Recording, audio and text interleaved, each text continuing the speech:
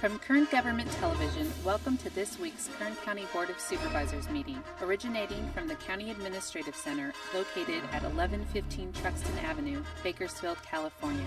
Kern County's vision is to create and maintain a customer-centered county government designed to garner the confidence, support, and trust of the people we serve. Today's Kern County Board of Supervisors meeting will convene momentarily.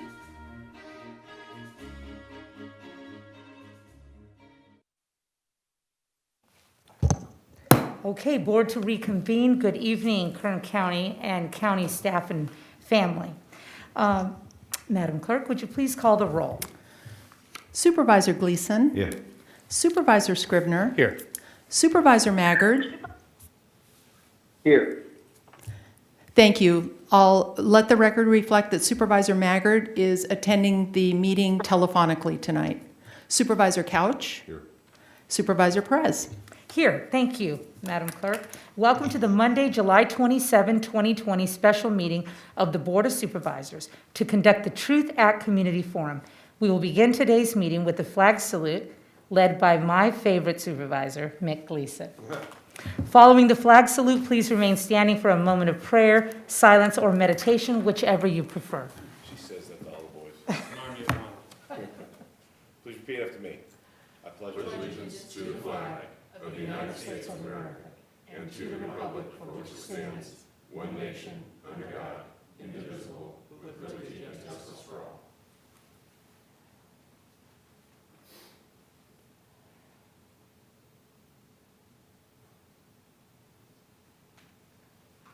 Thank you.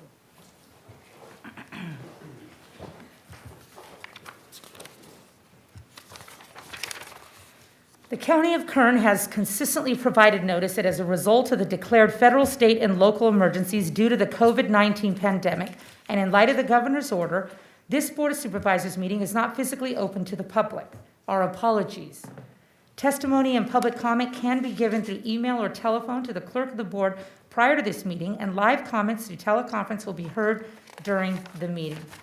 We have one item on this agenda under County Council. Item 1, to conduct the Truth Act Community Forum in accordance with Government Code Section 7283.1D regarding local law enforcement agencies' interaction and communication with United States Immigration and Customs Enforcement, also known as ICE, in the year 2019. Ms. Raizan, welcome. Good evening. The floor is yours. Thank you, Madam Chair. Good evening, Madam Chair, members of the board. This item is being brought before your board this evening so a community forum may occur. Specifically, California Transparent Review of Unjust Transfers and Hold Act, also known as the Truth Act, and contained in the California Government Code, mandates that the governing body of any county in which a local law enforcement agency has provided immigration and customs enforcement, ICE, access to an individual during the last year, conduct at least one community forum during the following year. Your board is such a governing body.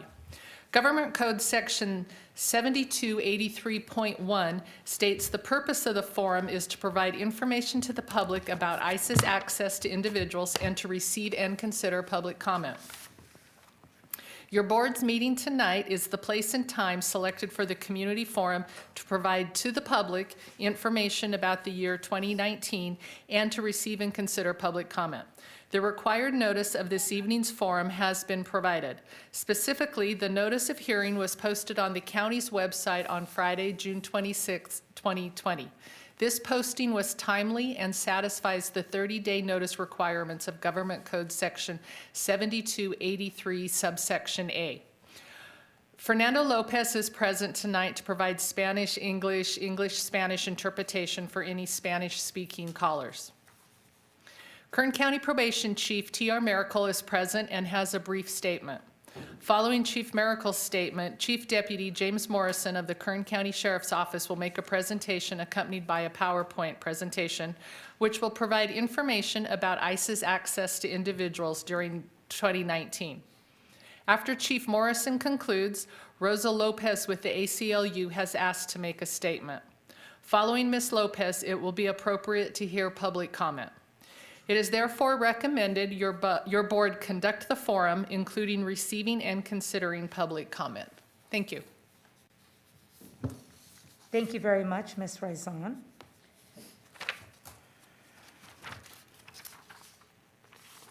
At this time, I'm going to ask our probation chief, T.R. Miracle, to come down and provide his input regarding these very significant matters. T.R., you've been probation chief for how long now? About 5.5 years. Oh, my goodness, I can hardly believe that. Wow. The time flies when you're having fun. He almost looks 30 years old. Yeah, I'm getting there. Probation department's been good for him, definitely. Well, welcome. You know how much I appreciate what you do. You know how complicated and important these matters are, and I appreciate your consistent professional tone as we work as a county to work through these rather complicated but important matters.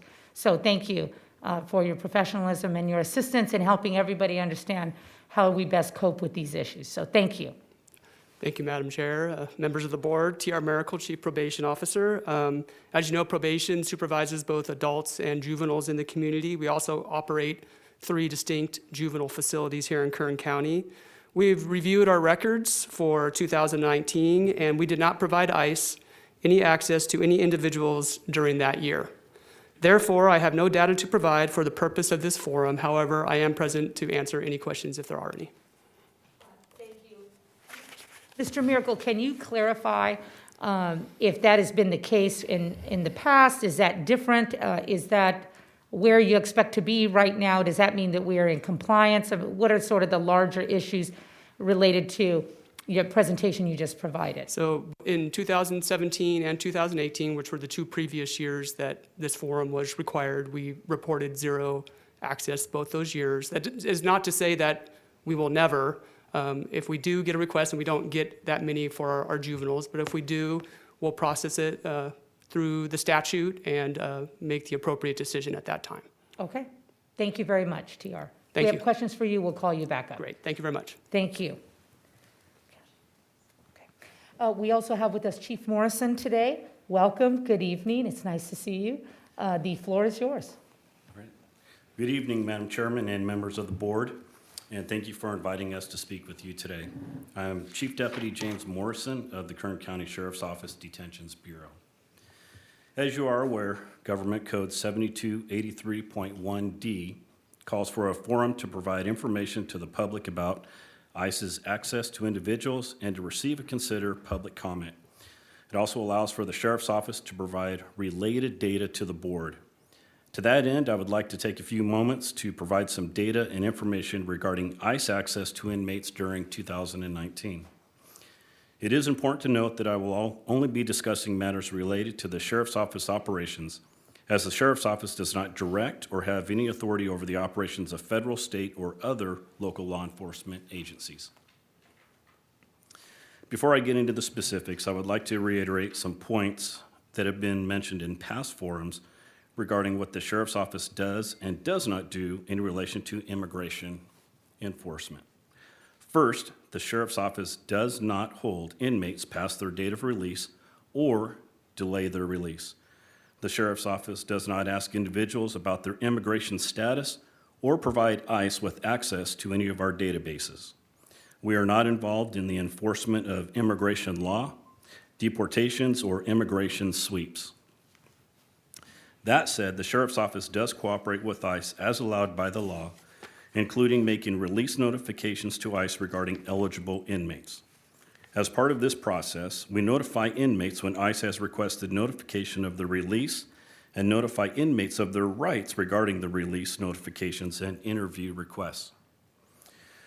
I'll be discussing these processes and notifications in a bit more detail later in my presentation. Before I discuss some of the processes related to SB 54 and the Truth Act, I'd like to briefly mention the Trust Act. This 2014 legislation prohibited agencies from holding inmates for ICE once their local charges were resolved unless certain charges applied. At that time, the Sheriff's Office ended the practice of holding inmates for ICE past the release dates regardless of the charges. This remains the case today. Releases are not delayed for ICE. Now I'd like to move on and talk about some of our processes that relate to the Truth Act and SB 54. First, I'll be talking about the release notifications and transfers to ICE from the jails, which are primarily a function of SB 54. After that, I'll discuss requests by ICE to interview inmates which are covered under the Truth Act. In terms of notification request, the process starts when an ICE officer fills out a request form for a specific inmate. Our staff reviews the inmate's criminal history to determine if he or she meets the criteria laid out by SB 54, which is mostly based on prior convictions. If staff determines the inmate is eligible, the file is flagged for notification upon release. If not, the form is placed in the file with a mark indicating notification is not authorized. An inmate for whom notification is authorized is notified using a form which we have available in the various languages required by the Truth Act. The form also gives the inmate an opportunity to let us know who they wish to have contacted when we notify ICE, which is another requirement of the Truth Act. The inmate is provided a copy of the completed form. When an inmate is due to be released and meets the criteria for ICE notification, that notification happens when the release process starts. The time it takes to process a release can vary greatly depending on what is happening in the jail, how many releases need to be processed. However, the release is not intentionally delayed. If ICE is present once the inmate is released, they can take custody of the inmate. If not, the inmate is released normally. In 2019, ICE made notification requests for 167 of the 31,876 individuals booked into the Sheriff's Office jails. This represents approximately 0.5% of all bookings. Of those 65 were transferred to ICE from the jails, which is an 83% decrease from 2018. I should note that 12 of those requests were made from 2018. This chart provides an illustration of this data, comparing 2018, shown by the green bars, with 2019 in yellow. As you can see, both the number of notification requests and the number of transfers have fallen significantly. This second chart is another way to look at the same data. In 2018 on the left, about 65% of the inmates for whom notification was requested ended up being transferred to ICE. On the right, in 2019, about 32% were transferred to ICE. Before we move on to discuss interview requests, I'd like to provide you some basic demographic information we put together. As you can see from this slide, of the 167 individuals for whom ICE requested notification, the great majority were Hispanic and male. The average age was 35, and the median amount of time spent in our custody is about 37 days. The rules surrounding interview requests by ICE are governed by the Truth Act. When ICE wants to interview an inmate, the inmate is notified by way of a form, again translated into the various languages required by the Truth Act. The form gives the inmate three choices: to decline to be interviewed, to agree to be interviewed with their attorney present, or to agree to be interviewed without their attorney. The inmate signs the form and gives a copy. If the inmate refuses to sign, that is taken as a refusal to be interviewed. Our data indicates that ICE requested to interview 27 inmates in 2019. Of those for whom interviews were requested, 70% declined the interview altogether, 19% agreed to be interviewed without their attorney, and 11% agreed to be interviewed but wanted their attorney present. Our records do not indicate that ICE followed through and any interviews of the inmates took place. Before I close, I'd like to make some clarifications about some items that were mentioned in past forums. First, the Sheriff's Office is not involved in arrests that ICE makes in the community. Whatever activities ICE may initiate locally are done so without our involvement. Second, ICE does not have access to the Sheriff's Office databases, and we do not provide them with offices within the jail. The Sheriff's Office continues to review its operations and policies related to the Truth Act and SB 54 to ensure any involvement with federal immigration authorities is carried out within the relevant law. With that said, I would like to thank the board for inviting us to speak on this matter. This concludes my presentation. Thank you. I want to say thank you so much for your incredibly thorough and user-friendly presentation, the creative ways in which you have presented information that I think is very helpful to the public, helpful to this board, and helps us really understand the issues better. I really thank you. We've come a long way in the last couple of years in thinking about how do we characterize and communicate these issues. And I think this really takes out a lot of the hot air, if you will, that we know is often present in these otherwise difficult conversations. So really, I want to say thank you for your professional presentation and for the information as it's been presented. I appreciate it. I'm going to ask my colleagues if they have any questions of either TR or members of our Sheriff's Department. If not, we're going to go to the public hearings portion. Kathy, unless we have other presentations at this time? We actually do have a statement that Rosa Lopez from ACLU would like to make. Okay, So is she holding? So she's going to do... she is ready to speak. Oh, okay, so we're going to move to public presentations then. Right, and Got it. she's the first commenter. I see. And I understand that ACLU made a request to have this meeting put off to a later time, given the notice that we had provided and the fact that we have been very consistent in the planning and preparation of this hearing. We felt it appropriate to proceed tonight. I want to thank the ACLU for their participation and their interest in these matters. They are an important stakeholder, and for all the work and the passion you bring to Kern County. With that said, we are prepared to take your presentation. Thank you. Rosa Lopez is on the line. Ms. Lopez, if you would unmute your phone by pressing *6, we're happy to hear your comments. Good evening. Yes, we can hear you. Good evening, Ms. Lopez. Good evening, Chairwoman and board members. So over the weekend, we submitted this letter just to offer as a public comment, and I appreciate you giving me the opportunity to actually read it for the public to hear. So our office, the Southern California office here in Bakersfield, submits this comment for your consideration. We have separately joint efforts to postpone this event, as you mentioned, Ms. Perez, so that the public has adequate notice and access to the meeting, including to make public comment. So we submit this written comments just to identify several issues that the board should have the Sheriff's Office address. If not at this week's forums or tonight, then at a future meetings, hopefully second forum where we have an opportunity for well-publicized meetings.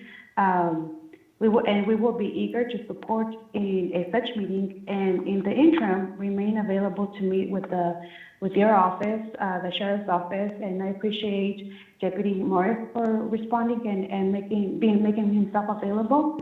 As you guys are aware, the board is required to hold a Truth Act forum because the 2019 Sheriff's Office frequently provided ICE access to individuals in its custody and facilitated individuals' detention by ICE upon release from the Sheriff's Office. In May of 2020, our office reviewed the Sheriff's policies relating to support ICE enforcement and identified several areas of concern in a letter we enclosed and we made available to all of you, including Deputy Morrison. Subsequently to this letter, we met with the Sheriff's Office and representatives from the County Council to discuss our concerns. It was evident that we had several areas of disagreement, but after the meetings, we also had the opportunity to review records that the Sheriff's Office produced to our office in response to the PRA request, which raised additional concerns. The records indicate several transfers to ICE in 2018 that are prohibited under California law. Although we are informed that the Sheriff's Office has since modified its policies in some ways, we do not know whether these changes address all of these concerns. We urge the Sheriff's Office to completely be forthcoming with the public about its policies and practices regarding this assistance with ICE. And in particular, we request transparent explanation from the Sheriff's Office regarding the following 4 topics. 1, delaying release for ICE. The Sheriff's policy, our office review at that time of May of last year, there's a letter that instructed the staff to delay a release in order for ICE to take custody of a released inmate. If ICE provides the Sheriff's Office with one of the serious documents, including removal orders or deportation orders. This instruction violates the California Values Act, codified in California Code 7282. A removal order is not tantamount to a judicial warrant. And if it was, even if it was, the sheriff's office lacks the necessary state authority to make civil immigration arrest. The sheriff's office should clarify if and when it abandoned its delay release instruction, and if not, on what authority does it rely in maintaining it. And then 2, ICE transfers. Data that the Sheriff's Office produced to our office showed that in 2018, the Sheriff's Office transferred individuals into ICE custody in violation of the Values Act because the person transferred had not been convicted of one of the crimes for which the Values Act authorized ICE transfers. We are concerned that such transfers have continued to play out, but that the Sheriff's Office no longer labels them as such, and therefore may not count them for purpose of reporting. If the total number of ICE transfers the Sheriff's Office reports for the 2019 is substantially lower than in 2018, we ask that the Sheriff's Office explain if and how it has changed the methodology for counting the ICE transfer it reports to the public. For example, if the Sheriff notified ICE for an individual in pending release and then releasing that individual momentarily at the threshold of a jail exit, only for ICE to rearrest the person immediately, does the Sheriff's Office count that as a transfer? Our office views such an action as a transfer, and members of the public would understand those actions as facilitating ICE taking custody of that individual. But we are concerned whether the Sheriff's Office would consider such action to constitute a transfer. At last year's forum, we asked for clarity on what the Sheriff is doing in practice to contribute to ICE enforcement. That remains an important question, and we want to ensure the transfer label poses no obstacle to full transparency. And third, sharing information. In the past, Kern County has received, the Sheriff's Office has received substantial funds from the U.S. Department of Justice under the State Criminal Alien Assistance Program known as SCAP to reimburse it for incarcerating undocumented immigrants. DOJ has modified its requirements for receiving SCAP funding as part of its attack on immigrant communities. DOJ now requires that jails seeking reimbursement under SCAP provide notice to the DHS office, the names, the release date, the home and work address of the person they detain, and send all fingerprints of those they intend to seek reimbursement for to ICE law enforcement support center, along with the names, place of birth, release date, home, and work address. Whether or not DOJ may lawfully impose this requirement, it appears that Kern County cannot comply with them without running afoul of the Values Act prohibitions on inquiring into an individual's immigration status, providing personal information about an individual. Kern County's office should state whether it intends to apply for SCAP funding in this year and explain how it nonetheless will, as it must, comply with the Values Act. And we had also sent separate information that explained that the Sheriff's Office was reimbursed over $500,000 for their assistance under the SCAP program. And fourth, if ICE cooperation during COVID-19 pandemic. On March of 2020, our office wrote a letter to the Sheriff's Office, among other agencies, urging it to immediately seize the transfer of anyone into ICE custody to avoid crowding more people into immigration facilities. We never received any response to these communications, but we know that ICE has continued to fill up its facilities with people who have been released from county jails, including Kern, and which Kern, in other reports, is reported to be a hotspot of ICE activities during COVID-19 pandemic. About 24% of populations in detention centers are transfers from county jails. So while the 2022 Truth Act Forum examines the Sheriff's 2019 actions, we raise this issue now in light of the risk of life involved in the Sheriff continuing to send people into ICE custody, where the virus may spread like wildfires.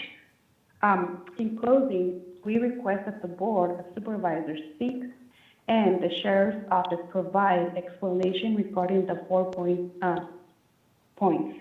It may be that the Sheriff's Office cannot provide these answers on the spot today, as it's part of, and which is why it is our estimation a forum at a later date with greater notification to the public will better facilitate the transparency we want and impacted community members seek. Thank you for your attention. Thank you, Ms. Lopez. I'm not sure if the Sheriff's Department is prepared to answer now or what their thoughts are in response to your questions. But we do have other public comment, and I want to get through it, Kathy, and then I'd like to ask representatives of the Sheriff's Department to respond if possible. So thank you. Thank you, Ms. Lopez. We're going to move on to our next speaker, I believe is Ms. Solis. Yes. Thank you. We have Ms. Julie Solis on the line. Ms. Solis, if you would unmute your phone by pressing *6, you can address the board. Good evening. My name is Julie Solis, and I'm a resident of Kern County, and I live in the 3rd District. I would like to begin by objecting to this forum, the Truth Act Forum. The Board of Supervisors failed timely notice, and this meeting is in violation of the Brown Act and Governor Newsom's Executive Order N-29-20. Community participation is restricted due to COVID-19. There are many impoverished residents who do not have access to the internet and are disproportionately impacted by COVID-19. There was not a timely notice given in order for them to participate. I urge you to reconsider this forum and reschedule it to another day that gives adequate time for community participation and is not in violation of the Brown Act. The Kern County and the Board of Supervisors continue to break laws. Here we are. The California Values Act is law. I thought Kern County was a law and order county, but it seems like with the COVID crisis, as well as the California Values Act, our leaders decide which laws to follow. I urge you to stop all transfers from county jails to ICE facilities. Young blood hasn't been transparent on how COVID has impacted our county jails. He has not given the public measures to ensure the safety of the detainees. What happens in these facilities affects our community as the employees live amongst us. California Values represents communities. It is our responsibility to make sure everyone in Kern County feels safe. We should not be afraid to visit hospitals, schools, libraries, courthouses, churches, and more. One of the most basic rights in our democracy is the right to due process. When Immigration and Customs Enforcement conducts illegal raids and unconstitutional detention, they show no respect for due process or basic human dignity. Immigrants are a vital part of Kern County. Kern County is a world's cornucopia. Immigrants feed the world. Kern County continues to love the work immigrants provide, but continues to disrespect the people that provide those services. Folks live in fear. This meeting tonight is a reminder that Kern County leaders do not understand California's values. You only follow what fits your decisive agenda. And if that means instilling fear in our community, that's what you do. How much time do I have left?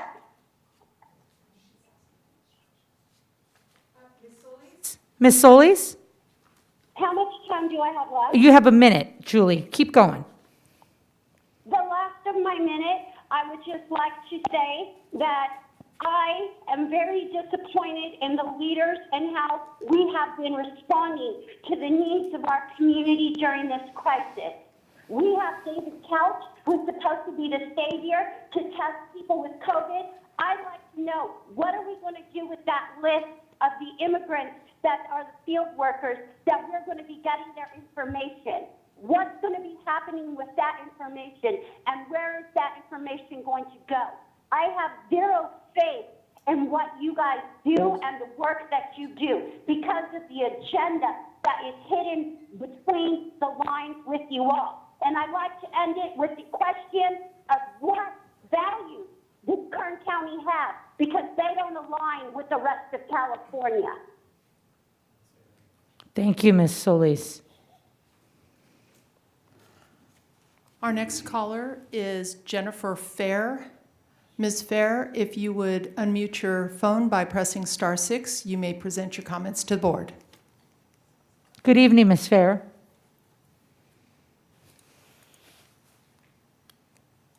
Hello, thank you. Letting me make a comment. Essentially, I will have to agree with the other public speakers. This meeting did definitely come a little bit as a surprise, and I definitely would hope that we could do something to improve notification moving forward, because it did come as a surprise, so I agree with that. Secondly, I just wanted to kind of see, there was a lot of information presented about a large number of detainees who seem to not actively participate in their hearings. And I'm wondering if, I know there has been a jurisdiction change in the beginning of the year for detainees from San Francisco to Van Nuys, and San Francisco had quite an established group of defense counsel that were able to assist detainees. So I'm wondering what has been done to ensure that detainees have effective defense counsel because of that change, and to see if the statistics have changed since the change from San Francisco to Van Nuys, because it does seem with the statistics in regards to 2019 that a lot of detainees seem to not be actively participating in their hearings and whatnot. And I'm wondering if it's likely due to the fact they don't really understand the process. And so that's kind of my question / comment, I guess. Thank you very much for your question. I'll attempt to get you an answer because I don't have it right now, and I'm not sure who does, but it's a great question, and I appreciate it. So thank you for your call, Ms. Fair. Thank you. With Amber Tovar. Yes, our next speaker is Amber Tovar. Ms. Tovar, if you would unmute your phone by pressing *6, you can present to the board. Hello, good evening. Good evening.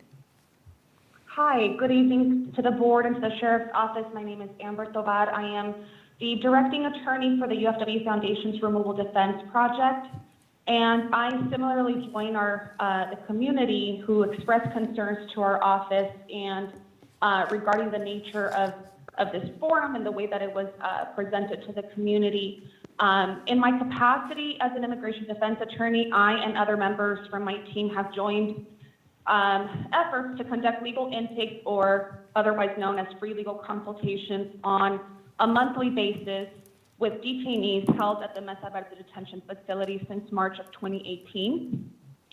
And in some of those consultations that we have gathered, some of our data shows, specifically data from 2019, shows that about 39% Kern County residents that we had contact with through these legal consults, we encountered 16 individuals who were transferred directly from the Kern County Sheriff's Office.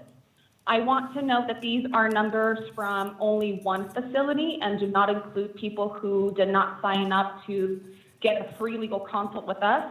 It also includes individuals, or does not include individuals that were summarily deported by ICE before they were placed in a detention center. And it does not include individuals that were transferred by ICE to another detention facility in California or out of state. 5 of those individuals had pending charges for which they have not obtained a formal conviction. A conviction is generally required to comply with a transfer request under the Truth Act. In one case in particular, and one that resonated with me, was a 19-year-old individual that had no prior convictions and had only a pending charge. It appears that at least this one individual that made it to this list might not have met the transfer requirements of the Truth Act, and that given that these numbers are limited to one of California's 5 detention facilities, it suggests to providers or advocates like myself who conduct this work that the number of individuals impacted by transfers from the Kern County Sheriff's Office are higher than ultimately reported. Now, Deputy Morrison mentioned that 65 individuals were transferred from the jails, yet only reported 28 to the California Department of Justice. I wonder if the deputy can clarify or explain that discrepancy in reporting to the Department of Justice. Thank you. Thank you, Ms. Tovar. Can I ask you too, are you still on the line? Yes. Okay, what is your understanding of how it is that you in your position is able to obtain information from the Sheriff's Department outside of tonight's forum? So what is the standard methodology by which you would be able to get such questions answered outside of a hearing that's likely not going to be very thorough tonight? We have worked with the ACLU. We are partners with the ACLU, so we could potentially reach out to the Sheriff's Office to try to get some of these questions answered if they are not prepared to answer today. Okay, because I'm sure you can appreciate that this is not exactly a fact-finding body. You're presenting information that seems contrary to the presentation that we received before. Figuring out tonight who's telling the truth or which numbers are accurate, as I'm sure you can appreciate, is quite complicated and probably not realistic. So I'm trying to understand, while I would love to hear from the representatives of the Sheriff's Department, I just don't know how fruitful that's going to be. And I wonder, what steps can be taken to expedite a kind of communication that's meaningful and isn't contingent on, a rather complicated hearing in the middle of Corona. Absolutely, and I understand that. And I think, the point that I was trying to make is precisely to present information that, unfortunately is contrary to what the Sheriff's Office is presenting. Right, and that's concerning for me, so that's why I'm asking you. And of course, I can't take your numbers as gospel truth. As you know, they're many ways to skin a cat, as you know. And so I'm getting to the truth is quite complicated. And again, I don't think this hearing is not well suited for that. And that's not a criticism of you in any way. I appreciate you bringing this information to this body so that we can continue to clarify and get better and more transparent about what we're talking about. But as you can appreciate, it is a limited forum. Absolutely. And I think we would welcome those conversations. I think my role is also in making sure that the community is aware of some of the numbers that we have gathered individually from our own work that we do in the community, and making sure that the Sheriff's Office is able then at some point in time address those discrepancies or questions in a separate forum or meetings, or as they also have done in other prior forums where they address clarifications for the public. I see. That's very helpful, Amber. Thank you for your work. Thank you for calling in tonight and for sharing this information with us. We appreciate you. Thank you so much. Okay. Moving on, I think we have Ysidra Osby, also my park commissioner, so I like to say Commissioner Osby is on the line. Welcome, Commissioner Osby. We are prepared to take your remarks.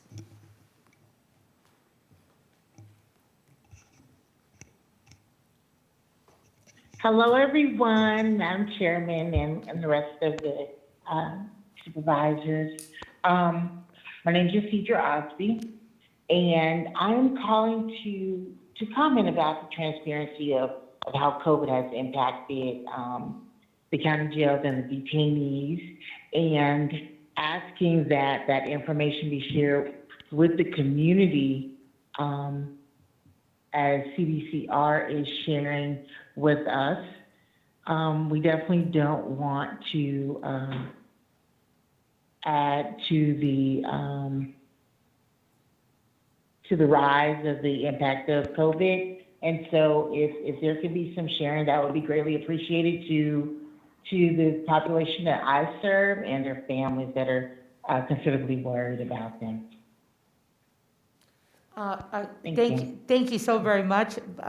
Big questions around COVID, and I certainly appreciate your service and your concern. So thank you, Commissioner. You're welcome. Thank you so much. Keep up the good work. Okay, Kathy, does that bring us to the end of our public comments regarding this item? Madam Chair, members of the board, that does bring us to the conclusion of our teleconference. I did receive one email. This is from Jeannie Parent. I did forward it to the board members, but with your indulgence, I'll go ahead and read the email comment. Please do. Dear Board of Supervisors, I am writing to express my disappointment that the Truth Act Forum is still happening this evening, even though notice was not given 30 days in advance, nor was the event publicized adequately to engage the community's participation. The whole purpose of the Truth Act Forum is to involve the community, but that cannot happen if the community is not informed in time. Also, to continue with the event online during the middle of a pandemic just serves to disenfranchise many community members even more, since accessibility to Wi-Fi and the internet is inequitable, and many people will not be able to participate even if they know about it and would like to. It is simply disingenuous on the part of the Board of Supervisors to continue with the event under such circumstances. Having said that, I have 2 points and questions regarding the Sheriff's Department. Number one, we know that transfers from Laredo, McFarland, and Taft Correctional Facilities have been made to Mesa Verde ICE Processing Center since COVID-19 started. Why is the sheriff transferring people into Mesa Verde during a pandemic? What environment is a tinderbox? That environment is a tinderbox for the virus. Does the Sheriff's Department want to create another San Quentin?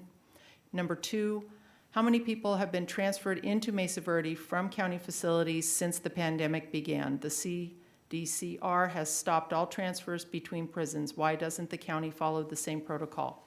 Immigrants in Mesa Verde deserve to have their humanity and lives respected. Immigration detention should not be a death sentence. They should not be exposed to COVID-19 unnecessarily. I urge the Sheriff's Department to allow those being released from county facilities to quarantine at home under the care of their families. Sincerely, Jeannie Parent. Madam Chair, members of the board, that concludes public comment on this forum. Thank you very much. I remember when I was in undergrad, I had to take statistics 3 times. I'm not proud of that, but I did fail it twice. I did pass it my 3rd time.